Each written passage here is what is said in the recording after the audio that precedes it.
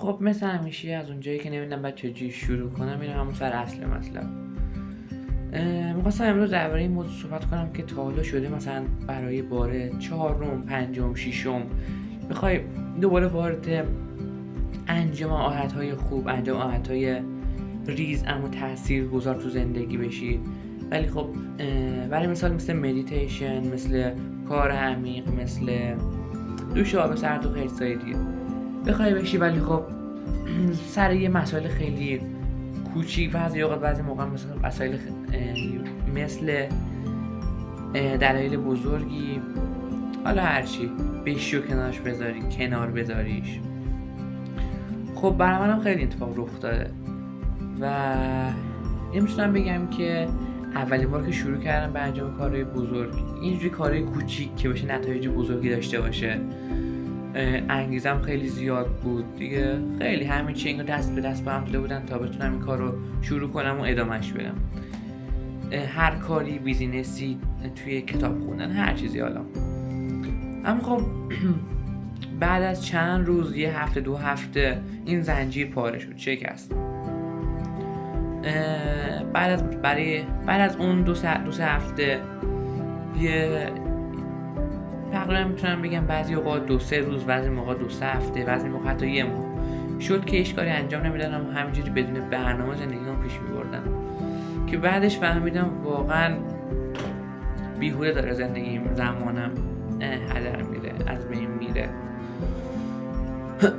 به خاطر همین دوباره شروع کردم برای بار دوم. دوباره این زنجیر شکست بعد از یه ماه، بار سوم دوباره شکست، بار 4م. حالا این چند روز پیش دوباره برام یه اتفاقی افتاد که واقعا یه باعث شدش که این زنجیر دوباره شکسته شه. حالا نمیدونم بار چندم شده، ولی خب به این نتیجه رسیدم که واقعا میتونم توی این مورد کمک کنم به هر فردی که نیاز داشته باشه. اینه که تو هر بار که این زنجیر رو بشکنی، دوباره وارد اون هیته بشی، دوباره وارد اون کارهای بزرگی که میخوای انجام بدی بشی و روزهای هدفمندی داشته باشی و برنامه‌تو بنویسی، باز با تجربه بیشتری واردش شدی.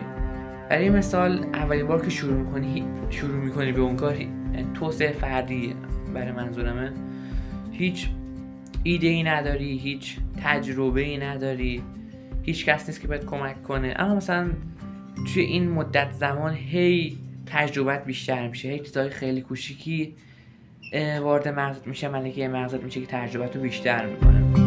برای مثال خودم واقعا باورم نمیشد، فکر کردم که بعد از هر شکستن زنجیر شکست خوردم یه جورایی توی زندگی. ولی خب همان سنم خیلی کمه، همین که زمان خیلی بیشتری دارم و توی هر زمان که این زنجیر شکستم، توی اون هیته‌ای که داشتم این کار رو انجام میدادم، کارهای بزرگ و اون عادت‌ها رو بهتر بگم، به قول عادت‌ها با تجربه بیشتری وارد شدم، با تجربه بیشتری دیگه، خیلی چیزا که باعث شده هر زمان که اون زنجیر شکسته شد بیشتر توی اون هیته بمونم، توی اون مدت زمان بمونم.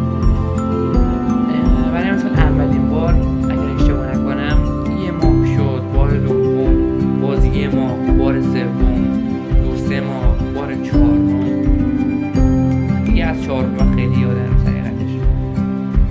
و فکر میکنم که دیگه اگر عزممو دوباره جذب میکنم و واردش بشم، که الان یه 2-3 روز دوباره شروع کردم کار پوشاب سرد و که حتما شاید یه ویدیو ازش گرفتم که برای تمرکز بیشتر، برای اومدن توی زمان حال خیلی کنم، دوباره اینا رو شروع کردم فکر میکنم که دیگه این دفعه یا همین دفعه دیگه آخرین باری باشه که این زنجیر رو میشونم. ولی خب در